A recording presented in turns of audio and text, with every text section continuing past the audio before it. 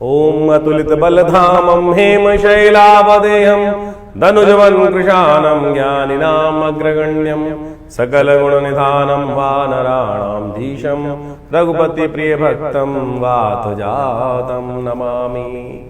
मंगलमूर्ति मारुति नंदन सकल मंगल मूल निकंदन पवन तनय संतन हितकारी हृदय विराजत अवध बिहारी। नमस्कार, स्वागत है आपका आचार्य वाणी में। मैं आचार्य डॉक्टर विक्रमादित्य आपके साथ हूँ। आज का विषय है हमारा मीन राशि वालों के लिए 15 तारीख बृहस्पतिवार का अवसर, तृतीया तिथि है। इस दिन ग्रह नक्षत्रों के दृष्टिकोण से ग्रह नक्षत्र परिवर्तन का योग बन रहा है और यह परिवर्तन गज केसरी योग का निर्माण करेगा। बृहस्पति के बिल्कुल सम्मुख आकर चंद्रमा आपके भाग्य से निकलकर दशम भाव में लाभ देने के लिए, फल देने के लिए बैठ जाएंगे और ये आपकी मेहनत के अनुसार से पूर्ण लाभ, बृहस्पति के दृष्टिकोण से लाभ देने के योग बनाएंगे। ये 2-3 दिन आपके लिए बहुत महत्वपूर्ण रहेंगे। इससे भी बड़ा परिवर्तन एक और हो रहा है कि सूर्य परिवर्तन की तरफ जा रहे हैं। इस दिन संक्रांति का योग है। संक्रांति का पुण्य तो अगले दिन रहेगा, लेकिन सूर्य का यह परिवर्तन, जैसे आप समझे, मीन राशि वालों के लिए बड़ा महत्वपूर्ण योग बनाता दिखाई दे रहा है। पुरुषार्थ वाले भाव में बैठकर यह बृहस्पति खास तौर पे आपके लिए नई इनकम के सोर्सेज पुरुषार्थ से जनरेट करने के योग बनाएंगे।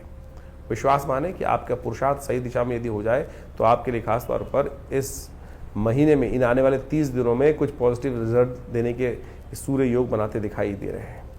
लेकिन एक बात ध्यान रखें, गलत काम के गलत नतीजे।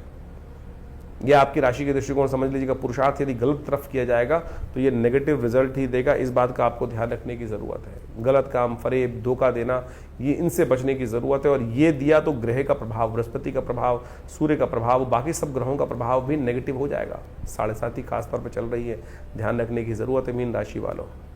तो ऐसे में यदि आप सही दिशा में, पॉजिटिव दिशा में काम करोगे तो ऐसा हो ही नहीं सकता कि रिजल्ट नेगेटिव आए। तो ये आपके लिए खासतौर पे एक विचित्र योग बनता दिखाई दे रहा है सूर्य के परिवर्तन के दृष्टिकोण से। तो ऐसे में खासतौर पर आप बहुत सारी चीज़ें, इंट्यूशन भी रहेंगी आपको इस समय में सूर्य के परिवर्तन के साथ साथ। तो ऐसे में कोशिश ये करें, भगवान सूर्य को प्रसन्न करने के लिए नित्य प्रति गायत्री का जप करें और गायत्री मंत्र पढ़ते हुए भगवान सूर्य को अर्घ्य दीजिए। थोड़ा सा पीला पुष्प और लाल सिंदूर डालकर, देखिए, रोली चाय डालकर भगवान को सूर्य को अर्घ देना। ओम गणेश सूर्य आदित्याय नमः, इस मंत्र का जप करना आपके लिए कल्याणकारी रहेगा। अब बात कर लेते हैं विशेष तौर पर इसका संक्रांति का पुण्य भी अगले दिन है, इसको भी समझ लीजिए। संक्रांति के पुण्य प्राप्त करने के लिए इस दिन विशेष तौर पर कलश में गेहूं भरकर दान करना, कलश में घी भरकर दान करना आपके लिए अच्छा रहेगा। संक्रांति के दिन छाते का दान करना आपके लिए बड़ा कल्याणकारी रहेगा। खरबूजे का दान करना, जो रसदार फल है उनका दान करना आपके लिए बड़ा अच्छा रहेगा। वो अगले दिन रहेगा, क्योंकि संक्रांति का जो परिवर्तन का समय है सूर्य का, वो करीब करीब रात्रि में 21 बज के, यानी करीब 21 बज के, जो परिवर्तन का योग है 12:12 के बाद है, रात्रि में 12:12 के बाद। तो ऐसे में ध्यान रखें, अगले दिन सूर्य का संक्रांति का प्रभाव, जो दान पुण्य करने का योग है, अगले दिन है, तो उसको ध्यान अवश्य करें। 16 तारीख का दिन शुक्रवार का अवसर, चतुर्थी तिथि है। ग्रह नक्षत्रों का योग कई मामलों में पॉजिटिव आपके लिए बनकर तैयार हो गया है। बृहस्पति के बिल्कुल सम्मुख बैठे हुए चंद्रमा राजयोग का निर्माण कर लाभ को, रिजल्ट देने के लिए पूरे तत्पर हैं। एक बात समझ लें, ग्रह गारंटी दे रहा है कि जितनी मेहनत करोगे उतना फल अवश्य दे देगा। तो इसलिए मेहनत से भागिएगा मत, इस बात का ध्यान रखें तो अच्छा रहेगा। विघ्नहर्ता गणेश जी का ध्यान करना, क्योंकि चतुर्थी तिथि है। गणेश जी की कृपा से ही रिद्धि सिद्धि प्राप्त होने के योग बनते हैं। तो उनको मोदक समर्पित करें, लड्डू अर्पित करें, पीले पुष्प अर्पित करें, कल्याण होगा। ध्यान रखिएगा एक बात और कि 14, 15, 16 इन 3 दिनों में गंडमूल नक्षत्रों के योग थे, जो विशेष तौर पर ज्येष्ठा और मूल नाम से थे। ऐसे में जिन बालकों का घर में जन्म हुआ हो, तो उनके माता पिता को अवश्य बच्चों के निमित्त ये विशेष तौर पर मूल शांति करा लेनी चाहिए और मूल शांति से अनिष्टों का दूर होने का योग बन जाता है। इस बात का ध्यान रखते हुए कार्य करना चाहिए। तो इस प्रकार से राशिफल आपने समझा, लेकिन ये जो ज्येष्ठ का महीना बहुत ही वास्तविक तौर पर ग्रहों का परिवर्तन के तौर पर यदि समझें तो बड़ा महत्वपूर्ण रहने वाला है। कई ग्रहों का परिवर्तन का योग इस मई के अंदर और साथ साथ जेठ के आरंभ के साथ साथ बनता दिखाई दे रहा है। सबसे बड़ा परिवर्तन तो बृहस्पति अतिचारी रूप में परिवर्तन कर जो राशि परिवर्तन कर रहे हैं वो बड़ा महत्वपूर्ण रहेगा। बड़ी तेज गति से ग्रहों का ये परिवर्तन जीवन में प्रभाव उत्पन्न करता दिखाई दे रहा है। इसके साथ साथ राहु का परिवर्तन भी होने को तैयार है। जेठ के महीने में बड़ा विशेष योग बन रहा है कि इस बार 5 मंगलवार का योग है। ये रक्त रंजित भूमि को करने का योग बनाता है, विस्फोटक योग बनाता है। आतंकवादी घटनाएं बढ़ सकती हैं। मंगल का वैसे ही ग्रह योग को देखें इस बार तो मंगल का जो है परम अपनी नीच गति में चलना, कमज़ोर स्थिति में चलना, उसके बाद साथ साथ जेठ के अंदर 5 मंगलवार का योग बनना। और ये जेठ का महीना जो है 5 मंगलवार को रक्तपूर्ति यानी युद्ध की आशंका को उत्पन्न करता है, अशांति का वातावरण बनाता है, आतंकवाद को बढ़ाने के लिए योग बना सकता है। कई लोग दुस्साहस करते दिखाई दे रहे हैं और जिस प्रकार से अभी भारत के अंदर स्थिति बनी है, आपने सबने देखा, उसके भयावह परिणाम आगे आने वाले समय में कई जगहों पर देखने को आपको मिल सकते हैं। ग्रह नक्षत्र परिवर्तन की तरफ जा रहे हैं और उन सब का प्रभाव हर व्यक्ति पर, हर जीव पर होता ही है। इसको हमें प्रत्यक्ष रूप से समझने के लिए ज्योतिष की जो गहनतम विशेष तौर पर जो गूढ़ गणित है उसके द्वारा चीज़ों को समझा जा सकता है। समय कभी भी ऐसा नहीं हो सकता कि एक जैसा ही समय हर एक के लिए निकले। कुछ के लिए अच्छा, कुछ के लिए खराब, कुछ के लिए जीवन में महत्वपूर्ण परिवर्तन शुभ की तरफ जाता है, कुछ के लिए आशंकाओं से ग्रसित जीवन हो जाता है। तो ऐसे में हमारे जीवन में ग्रहों का योगा योग किस प्रकार का प्रभाव करेगा वो हम कई प्रकार से जान सकते हैं। जन्मपत्री उसका एक विशेष प्रभाव उत्पन्न करती है, हाथ की रेखाएं उसका एक विशेष प्रभाव उत्पन्न करती हैं। इसके साथ साथ ग्रहों की गणना भी यदि हम देखें तो बहुत महत्वपूर्ण प्रभाव दिखाती है। लेकिन कई बार क्या होता है कि हम लोग यहाँ पर जो सोशल मीडिया आज की तारीख में अपने चैनल के माध्यम से आपके समक्ष उपस्थित होते हैं, वहाँ पर राशि के अनुसार से जाते हैं। देखिए, राशि का कॉन्सेप्ट भी ऐसा है कि लोगों को बहुत सारा अज्ञानता के साथ समस्या उत्पन्न कर देता है। देखिए, राशि जो है कई प्रकार की हैं। एक तो सूर्य के अनुसार से राशि चलती है, जो पूरे विश्व के अंदर ज़ोडिएक साइन के नाम से सूर्य जो महीने में एक बार परिवर्तन होता है उसके अनुसार से प्रभाव उत्पन्न करके एक महीने तक एक ही राशि रहती है पूरे विश्व में। यदि वेस्टर्न एस्ट्रोलॉजी के अनुसार से देखा जाए तो पूरे विश्व में वही राशि मशहूर होती हैं। ज्योतिष की गणनाओं के अनुसार से नाम की भी एक राशि होती है। आपका नाम किस अक्षर पे निकल रहा है तो उसके अनुसार से कौन से चरण में पड़ा, कौन से नक्षत्र में पड़ा, नक्षत्र किस चरण में आया, उसके अनुसार से राशि के कौन से प्रभाव में आएगा, तो उसके अनुसार से भी राशि बन सकती है। फिर आपकी चंद्र राशि, आपकी चंद्र जो जहां पर आपकी कुंडली के अंदर चंद्रमा विराजमान है उसके अनुसार से भी राशि होती है। और सबसे ज्यादा जो मूलतः जन्मपत्री के अंदर यही प्रचलित विषय माना जाता है कि गोचर के दृष्टिकोण से देखने के लिए चंद्र राशि का सबसे ज्यादा योग देखा जाता है। इसके बाद भी और उसको सूक्ष्म देखें। देखिए, सबसे पहले आप इसको हमने समझाने का प्रयास किया कि एक सूर्य की राशि है, वो महीने में एक बार बदलता है, यानी 12 महीनों के 12 राशि के हिसाब से 12 सूर्य हो गए, तो उसमें हजारों लाखों करोड़ों अरबों लोग एक ही राशि में आ गए। लेकिन उसके बाद फिर और सूक्ष्म हुआ तो चंद्र राशि के अनुसार से आ गया कि वो आपके नामक जो चंद्र राशि 2.5 दिन में 2 से 2.5 दिन में एक बार बदलती है, तो उसके अनुसार से देख सकते हैं। फिर और सूक्ष्म करने के लिए लग्न राशि, आपका लग्न किस दिन में 24 घंटे में 12 राशियां परिवर्तन कर जाती हैं लग्न के दृष्टिकोण से, तो उसमें किस लग्न में आपका जन्म हो रहा है उसके अनुसार से राशि का प्रभाव भी हो सकता है।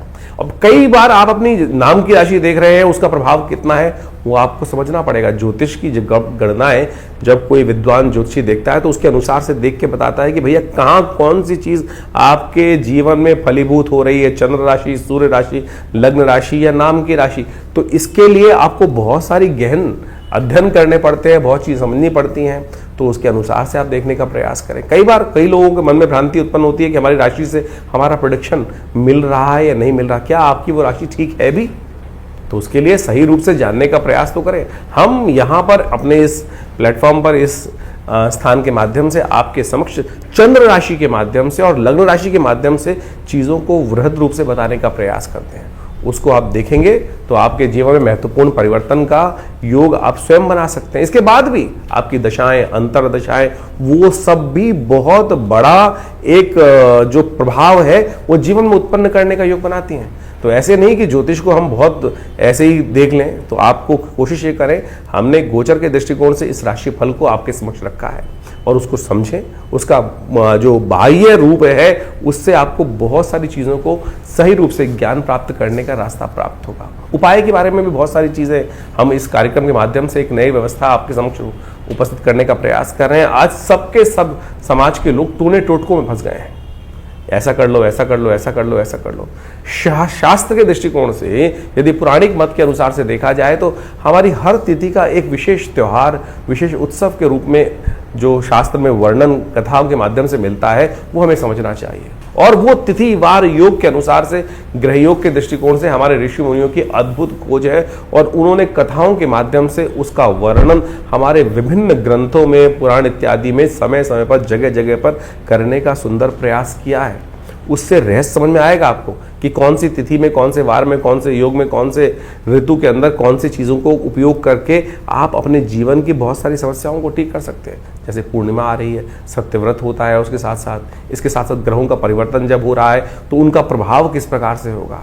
तो उन चीज़ों को यदि शुद्ध रूप से आप समझेंगे तो देखिएगा महत्वपूर्ण परिवर्तन आप स्वयं प्राप्त कर सकते हैं। ज्योतिष कोई ऐसा साधारण विषय नहीं है कि बहुत आसानी से, जितना ज़्यादा गहन उसके अंदर उतरेंगे उतनी ज़्यादा सूक्ष्म चीज़ें आपको समझने को मिलती दिखाई देंगी। आपको भी स्वयं आश्चर्यचकित होने के प्रभाव बनेंगे कि कैसे इस ज्योतिष विज्ञान के माध्यम से वो योग आपके जीवन में एज इट इज फलीभूत होते हैं। जब वो फलीभूत होते हैं ना, बिल्कुल जैसे कॉम्बिनेशन बनता है कि 1:1, 1+1 2 ही है तो 2 ही होगा, तो उसके दृष्टिकोण से आप इसको समझ लें। अब एक बात और, बहुत सारे लोगों के मन में एक प्रश्न उठता है कि हमारे भविष्य में जब जन्मपत्री निर्धारित है, जन्मपत्री बिल्कुल समस्या को जो एक बात मानेंगे भविष्य के दृष्टिकोण से एक चार्ट बनकर आया है और उसमें घटना आपके जीवन में लिखी है, तो वो फलीभूत होनी है, तो उसको बदलाव कैसे किया जा सकता है? अरे क्यों नहीं बदलाव किया जा सकता? उपाय रेमेडियल एस्पेक्ट तो है ना। अगर आप समझे जो जन्मपत्री के फलादेश बना है, जो जन्मपत्री ग्रह योग बना है, किसके कारण से बना है? आपके पूर्व जन्म में अर्जित कर्मानुसार। वो एक लेखा जोखा है, बैलेंस शीट है जो आप पिछले जन्म से लेकर आए हैं अपने कर्मानुसार, और आपके जन्मकालीन में वो बैलेंस शीट आपके समक्ष आके उपस्थित हो गई। पढ़ा लिखा सीए उस बैलेंस शीट को देखकर कंपनी की स्थिति को बहुत अच्छे से भांप सकता है। और उसके बाद उसने क्या कार्य करना है, उसके बाद आपके पास कितने लायबिलिटीज हैं, कितने आपके पास एसेट्स हैं, उसके द्वारा आप आगे बढ़ने के योग बना सकते हो। तो उसी प्रकार से आपकी जन्मपत्री का भी यही विषय है कि आप लेखा जोखा जो पिछले जन्म से लेकर आए हो, जन्मकालीन जन्मपत्री होती है। उसके बाद गोचर का प्रभाव, हर रोज परिवर्तन हो रहा है। आप किस दिशा में कार्य कर रहे हो, किस दिशा में कार्य नहीं जा रहे हो, कौन से अच्छे कार्य कर रहे हो, कौन से खराब कार्य कर रहे हो, तो उसी से तो भाग्य बन रहा है आने वाले समय में। तो ये समझ लीजिए, यदि किसी की कुंडली में कोई अशुभ योग है तो आप सही दिशा में कार्य कर गुरु का सानिध्य लेकर परमात्मा की कृपा से उस अशुभ योग को बदल सकते हो। हजारों लाखों लोगों ने बदला है। असंभव से असंभव कार्य आप जीवन में समझकर ठीक कर सकते हो। ऐसे जैसे तुलसी बाबा ने लिखा ना, सकल पदार्थ है जग माही, आगे लिखा कर्महीन पुरुष पावत नाही। तो आप समझे कि ये सुंदर योग जो आते हैं, अभी शनि से बहुत सारे लोग त्रस्त हो रहे हैं। शनि महाराज विशेष तौर पर परिवर्तन की तरफ जा चुके हैं, कईयों के लिए अच्छे हैं, कईयों के लिए खराब हैं। अभी इसी मई के महीने में अमावस्या के दिन, जेठ की अमावस्या के दिन शनि जयंती पड़ेगी। तो शनि जयंती के दिन कहा जाता है कि भगवान शनि की प्रार्थना करें, शनि का उपवास करें, शनि का मंत्र जप करें। हमने अपने आश्रम पे जो शास्त्र में वर्णित व्यवस्था है उसके अनुसार से कार्य करने का प्रयास करते हैं हम। आज क्या है कि शनि की दुकान हर जगह खुल गई है। हर चौराहे पे आप देख लीजिए एक नया शनि का मंदिर लोग खोल के बैठ जाते हैं और उसके अंदर दुकान के तौर पर, और वहां तेल पे तेल चढ़वाए जा रहे हैं या कुछ और करे जा रहे हैं। शनि की मूर्ति बड़ी से बड़ी करते चले जा रहे हैं। उससे क्या होगा भाई? हमारे आज प्राचीन काल में यदि आप देखें तो संपूर्ण शास्त्र दृष्टिकोण से अगर देखें तो कहीं भी इस प्रकार से शनि की मूर्तियों का लगाने का वर्णन कहीं नहीं मिलता। पंचदेव उपासना, शास्त्र सनातनियों को पंचदेव उपासना और उसके अनुसार से जो वर्णन है उनके अनुसार से उनकी चीज करने का शास्त्र में वर्णन प्रयास किया जाता है। लेकिन ये दुकानें जो खुल गई हैं और तेल पर तेल शनि को चढ़वा कर और वहीं जो उसका कार्य किया जा रहा है, शनि भी महाराज सोचेंगे कि भाई क्या कर रहे हो। हमने शास्त्र में वर्णित तरीकों के अनुसार से इस बार हनुमान चालीसा के 100 पाठ, जो शतबार पाठ पढ़ जो ही छूटई बंद महासुख हुई, हनुमान जी को शनि ने स्वयं आशीर्वाद दिया और उसके अनुसार से हमने ये कार्य करने का प्रयास किया कि आने वाले अभी जो शनि जयंती है उसमें विशेष तौर पर विवेकानंद योगाश्रम में करीब करीब 100 पाठ हनुमान चालीसा के शनि जयंती के दिन किए जाएंगे। शनि ग्रह शांति यज्ञ रखा जाएगा, उसमें शनि स्तोत्र वैदिक मंत्रों के द्वारा, विभिन्न शास्त्र में वर्णित प्रयोगों के द्वारा शनि ग्रह के दुष्प्रभावों को शांत करने के लिए कार्य किया जाएगा। और जेठ का महीना तो वैसे ही बहुत श्रेष्ठ है। जेठ के महीने में क्या हो रहा है, देख समझे, इस बार 5 मंगल का योग पड़ रहा है। एक तरह से विश्व को अशांत करने के लिए घटनाएं बहुत व्यापक रूप से आपके समझ घटेंगी। एक बात और समझे, 5 मंगल जेठ के होते भी बहुत कई बार शुभ बहुत हैं, क्योंकि बुढ़वा मंगल माने जाते हैं।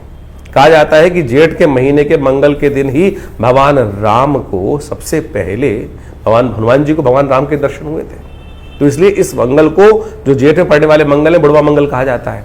तो हम विवेकानंद योगाश्रम में इन पूरे बुढ़वा मंगल पर जितने भी मंगल पढ़ेंगे, बुढ़वा में 5 मंगल पढ़ेंगे, उनमें सुंदरकांड का सुंदर पाठ करें, आप भी करें। देखिए ये सुंदर रूप से हनुमान जी को प्रसन्न करने का प्रयास करें। और सुंदरकांड अपने आप में समस्त जो कष्ट है उनको निवारण करने का योग बनाता है। इस भवसागर से पार करने का, भगवान के नाम के उस प्रभाव को यान बनाकर बिना किसी माध्यम से इस भवसागर से पार करने का सुमार्ग जो है वो सुंदरकांड का पाठ बनाता है, भगवान की आराधना बनाती है। तो कोशिश करें इस रूप से इन समस्त रहस्यों को समझने का प्रयास करें, टोटकों में न फंसे। तो हम इस कार्यक्रम के माध्यम से आपके समक्ष उन समस्त शास्त्र विदों के अनुसार, शास्त्र की बातों के अनुसार से, पौराणिक वैदिक ज्योतिष के अनुसार से उन प्रभावों को आपके समक्ष रखते हैं। इन सब चीज़ों को गहन चिंतन करें, अध्ययन करें, आवश्यक रूप से समझने का प्रयास करें। देखिए मन में ना आशंका और संशय उत्पन्न करना बहुत आसान होता है। मन को नास्तिकता की तरफ ले जाना तो अपने आप ही भाग जाएगा, लेकिन उस विश्वास को जगाने के लिए आपको बहुत लाखों प्रयास करने पड़ते हैं। इसलिए अपने विश्वास को उस परमात्मा चरण से न डिगने दें। जीवन के कष्ट हैं, वो कष्टों का कोई ना कोई कारण है। इस बिना कारण के तो कुछ भी आपके जीवन में नहीं होता है। और ज्योतिष, भारतीय संस्कृति के शास्त्र उसको प्रमाणित करते हैं, समझाते हैं कि किस कारण से आपके जीवन में क्या घटनाएं घटने के योग बने। तो आप सत्य समझ लें, इस हमारे शास्त्रों में हर प्रश्न का जवाब दिया गया है। हर प्रश्न का जवाब देने के लिए परमात्मा स्वयं उपस्थित हुए। देखिए एक बार कथा आती है, भीष्म पितामह ने भगवान कृष्ण से पूछा कि महाराज मैंने अपने 100 वर्षों के पिछले जन्म में मुझे याद है कि मैंने कोई भी एक छोटा सा भी अपराध कार्य नहीं किया जिसके कारण से ये बाण शैया पर मुझे लेटने का प्रयास पड़ा। बाण शैया पर योग ऐसा बना कि मुझे बाण शैया पे आना पड़ा, ऐसा कौन सा कारण बना? तो भगवान ने उसका भी जवाब दिया। तो शास्त्र में आप समझें कि आपके समस्त प्रश्नों का जवाब है, लेकिन विश्वास के साथ जवाब उसका दिया जा सकता है कि जो शास्त्र मत के अनुसार से हो। तो इसलिए व्यंग्यात्मक तौर पे जो प्रश्न उत्पन्न होते हैं तो उनका तो कोई जवाब नहीं है। तो इसलिए आप शास्त्र के दृष्टिकोण से इन समस्त विवेचनाओं को जो हमने ग्रह गणनाओं के आपके समक्ष उपस्थित किए उन सबको समझे। आपका ज्योतिष विज्ञान, भारतीय संस्कृति का ज्योतिष विज्ञान अनादिकाल से भगवान की प्रेरणा से उत्पन्न किया गया है और हम सबके कल्याण के लिए उत्पन्न किया गया है। उन सब के सुंदर रहस्यों को हम समझकर अपने जीवन में सुख की तरफ, कल्याण की तरफ, परमात्मा के चरणों की तरफ अपने आप को उद्धृत करने का, आगे बढ़ाने का प्रयास करेंगे तो बहुत शुभ होगा, कल्याण के योग बनाना दिखाई देगा। तो इस वास्तविक जीवन के सत्य चरित्र की तरफ आपको प्रेरित करने के लिए योग ज्योतिष शास्त्र बनाया गया है।